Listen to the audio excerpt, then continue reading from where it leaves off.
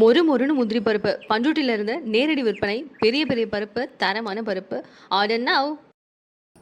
நயினார் நாகேந்திரன் அவர்கள் அவருடைய மகனுக்கு ஒரு பொறுப்பு கொடுக்குறாரு பாஜகவில் அப்படிங்கிறது கூடுதலா இருக்கிற அனைவருக்கும் ஒரு பெரிய கோபத்தை உண்டாக்குற ஒரு சூழ்நிலை ஏற்படுத்தியிருக்கு.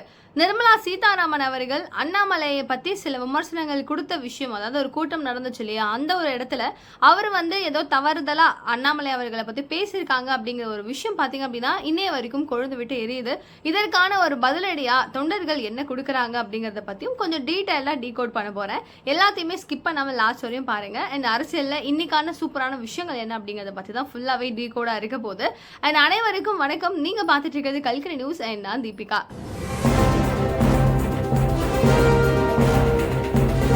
பாஜகவினுடைய மாநில பிரிவுகளுக்கு சுமார் 25 புதிய அமைப்பாளர்கள் நியமனம் பண்ணியிருக்காங்க.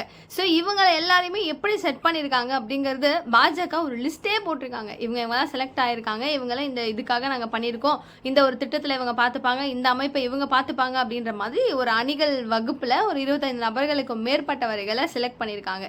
இதில் செலக்டிவான பர்சன்ஸ் அப்படிங்கிறத தாண்டி நயினார் நாகேந்திரன் இருக்கிறார் இல்லையா, அவருடைய மகன் ஸ்ரீ நயினார் பாலாஜி அப்படிங்கிற இந்த ஒரு நபருக்கு வேற மாதிரி ஒரு பொறுப்பை கொடுத்துருக்காங்க.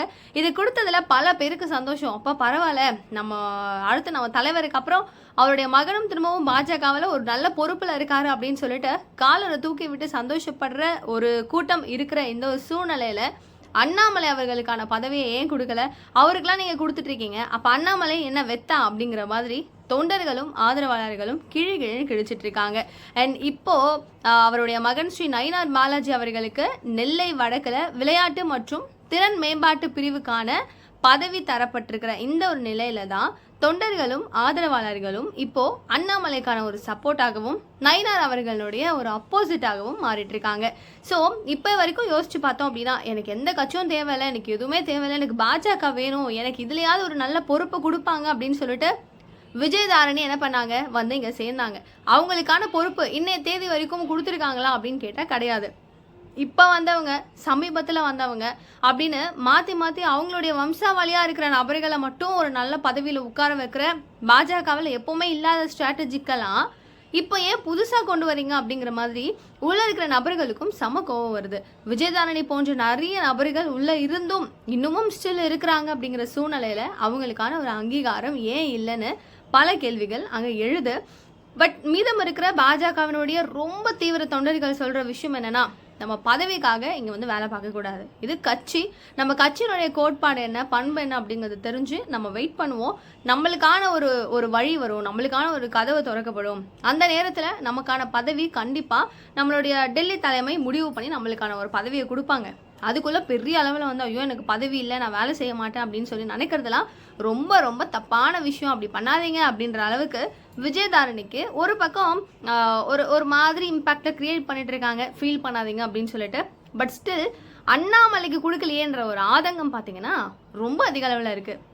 இப்போ பார்த்துட்டு இருக்க நீங்கள் சொல்லுங்கள், நயினார் அவர்கள் இப்போ வராரு, உடனே இவர் ஒரு பதவி ஏற்றுக்கிறாரு, இனிமே நான் தான் தமிழகத்தினுடைய பாஜகவை சார்ந்த தமிழகத்தினுடைய மாநில தலைவர் நான் தான் அப்படின்னு சொல்லி ஒரு பொறுப்புல நயினார் நாகேந்திரன் அவர்கள் அமர்த்தப்படுறாரு. அதுக்கப்புறம் அதான் கேடி ராகவன் அவர்களுக்கெல்லாம் ஒரு பொறுப்பு வருது. இதுக்கு முன்னாடி அண்ணாமலை இருந்த வரைக்கும் என்னன்னு கூட எட்டி பார்க்காத அந்த ஒரு நபர்கள், அந்த நபர்களுக்கு எந்த பதவியும் கிடையாது அப்படின்னு சொல்லி தூரம் வைத்திருந்த அண்ணாமலை அவர்கள் போனதுக்கு அப்புறமா ஒரே கட்சிக்குள்ள இருக்கிற இன்னொரு நபர் வந்ததுக்கு அப்புறம் அப்பா நல்ல வேலை அண்ணாமலை போயிட்டாரு, இதுக்கப்புறம் நயினார் அண்ணன் வந்துட்டாரு, நம்மளுக்கு எல்லாமே ஃபேவர் தான் அப்படின்னு சொல்லும் வகையில கேடி ராகவன் அவர்களுக்கும் ஒரு பதவியை கொடுக்குறாங்க.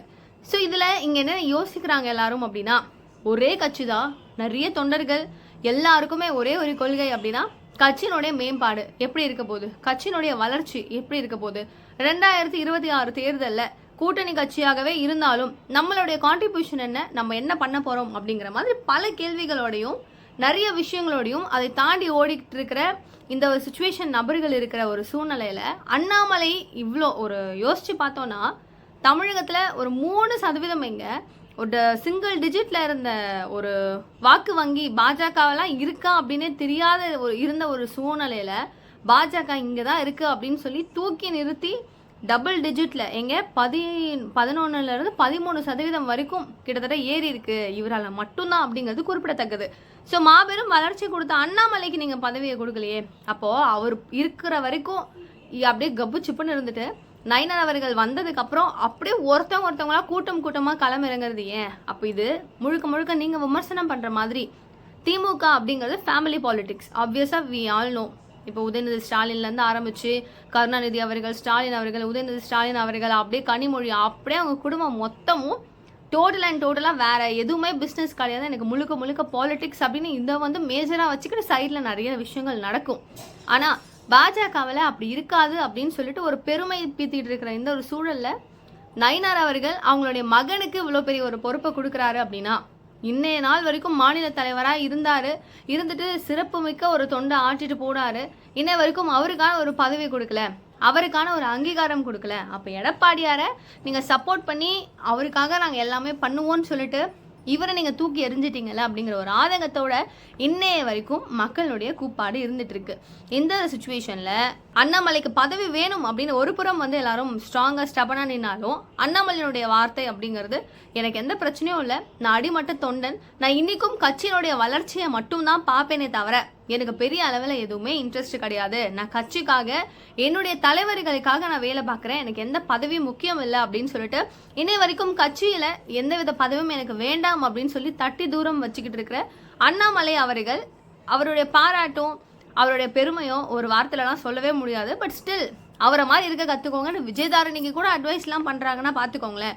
ஸோ அண்ணாமலை மாதிரி பதவியை எதிர்பார்க்காம யாராலையும் வேலை பார்க்க முடியாது அப்படிங்கிற மாதிரியும் சந்தோஷமான ஒரு நல்ல பேரை அண்ணாமலை அவர்கள் வாங்கியிருக்காரு. அண்ட் இத்துடன் டிடிவி தினகரன் அவர்கள் வெளியேறாரு என்டிஏ கூட்டணியில். ஸோ இந்த கூட்டணியிலேருந்து அவர் வெளியேறினதுக்கு அப்புறமா ஓபிஎஸ் போகிறாரு, இவரும் வெளில வராரு. வந்ததுக்கப்புறம் அங்கே செம்மையான சலசலப்புகள் இருந்தது. எல்லாருக்கும் தெரியும் என்னடா ஒரு ஆளாக போயிட்டு இருக்காங்க, எடப்பாடியார் யாரையுமே அக்செப்ட் பண்ண மாட்டேங்கிறாரு. ஈவன் அண்ணாமலை அவர்களுக்கும் எடப்பாடிக்கும் ஆகாது. இந்த சுச்சுவேஷனில் ஒருத்தவங்க வெளில போகும்போதும் மேலிடம் எந்த அளவுக்கு உங்ககிட்ட பேசுகிறாங்கன்னு தெரியாது. பட் அண்ணாமலை அவர்கள் தான் முழுக்க நீங்கள் உள்ளே வாங்க, கட்சிக்குள்ளே இணைஞ்சிருங்க, உங்களுக்காக நாங்கள் பேசுகிறோம் அப்படின்னு சொல்லிட்டு ரொம்ப அதிக அளவில் அண்ணாமலை அவர்கள் தான் பேசி அவங்கக்கிட்ட பெர்மிஷன்ஸ்லாம் வாங்கி திரும்பவும் உள்ளே இழுத்துட்டு வரணும் அப்படின்னு நினைக்கிறாரு. அண்ட் முக்கியமாக கொஞ்சம் வெளியில் போகிற மாதிரி போயிட்டு உள்ளே வர்றதுக்கான சான்ஸ் அண்ணாமலையால் தான் இருக்கும் அப்படிங்கிற மாதிரி இப்போது டிடிவியினுடைய என் மீதம் வந்து பார்த்திங்கன்னா இபிஎஸ் அவர்களுடைய ஆதரவாளர்கள்னு சில பேர் இருப்பாங்கல்ல, அவங்க அண்ணாமலை மேலே அவதூறு பரப்பிட்டு இருக்காங்க அப்படிங்கிறது குறிப்பிடத்தக்கது. சொல்கிறாங்கன்னு வச்சுக்கோங்களேன். இது என்ன அவங்க சொல்கிற விஷயம் அப்படின்னா, எப்பயோ நடுவில் வந்து எடுத்துக்கிட்ட ஃபோட்டோஸ் எல்லாம் ரிலீஸ் பண்ணி செங்கோட்டையன் அவர்கள் கூடலாம் ரிலீஸ் பண்ணிட்டு அண்ணாமலை அவர்கள் சொல்லி கொடுத்து தான் இப்போ அங்கே எல்லாமே நடக்குது. அவங்க எல்லாருமே வேணும்னே கட்சி விட்டு விலகுறாங்கன்ற மாதிரி அவர் மேலே எல்லாம் சொல்ல முடியுமோ எல்லாத்தையும் சொல்லிட்டு இருக்காங்க. ஆனால் இது எல்லாத்துக்குமே முடிவு எப்போ கிடைக்கும் அப்படின்னு பார்த்தீங்கன்னா, திரும்பவும் அவங்க ஜாயின் பண்ணுற அந்த சுச்சுவேஷனும் இல்லை அண்ணாமலை இல்லை அப்படிங்கிறது தொண்டர்களுக்கு தெரியும், யாருக்கும் புரிய வேணாம் அப்படின்னு அவங்களே வந்து பேசிட்டு இருக்காங்க. ஆனாலும் இப்போ இவங்களுடைய ஒரு என்டிஏ கூட்டணிக்குள்ள அண்ணாமலை அவர்களுடைய ஒரு முயற்சி அப்படின்னு யோசிக்கும் போது முடிவை கொஞ்சம் மாற்றிக்கோங்கண்ணா, நம்ம இது ஒன்றிணைந்த அதிமுகவாக நீங்கள் மாறணும், இது வந்து எடப்பாடி கிட்ட வந்து எந்த ப்ரெஷரும் கொடுக்கக்கூடாது அப்படிங்கிறது தலைமையினுடைய ஒரு உத்தரவு. யாரும் வந்து அவரை டிஸ்டர்ப் பண்ண வேணாம், அவருடைய ஃப்ளோவில் கோ அந்த ஃப்ளோவாக போகட்டும், நம்ம பெரிய அளவில் டிஸ்டர்பன்ஸ் எதுவுமே கொடுக்க வேணாம், அவர் என்ன வேணால் பண்ணட்டும் அப்படிங்கிறது.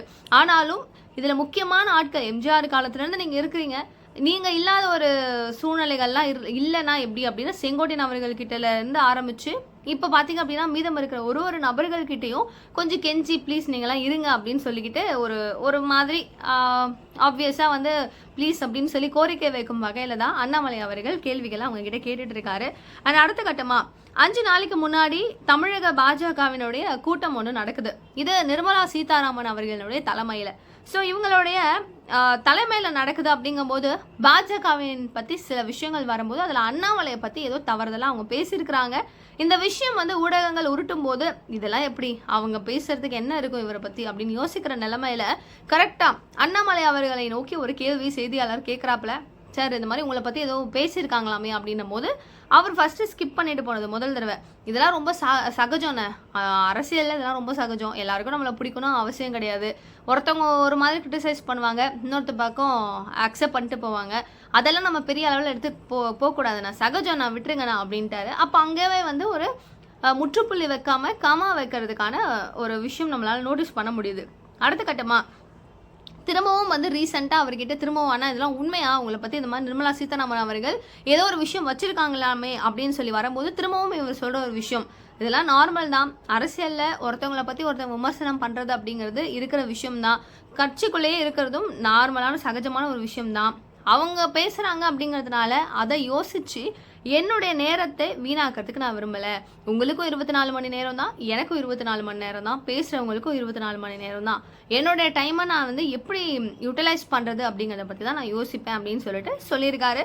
ஸோ இதன் மூலமாக நிர்மலா சீதாராமன் அவர்கள் மேலே நிறைய பேருக்கு செம்ம காண்டு. எப்படி நீங்கள் அண்ணாமலை அப்படி பேசலாம், நீங்கள் என்ன பேசியிருக்கீங்கன்னு எங்களுக்கு தெரியலையே, அவ்வளோதான் நீங்கள் அப்படிங்கிற அளவுக்கு நிர்மலா சீதாராமன் அவர்களை வச்சு அண்ணாமலை அவர்களுடைய ஆதரவாளர்கள் கேள்விகளை கூச்சிட்டு இருக்காங்க அப்படின்னு சொல்லப்படுது.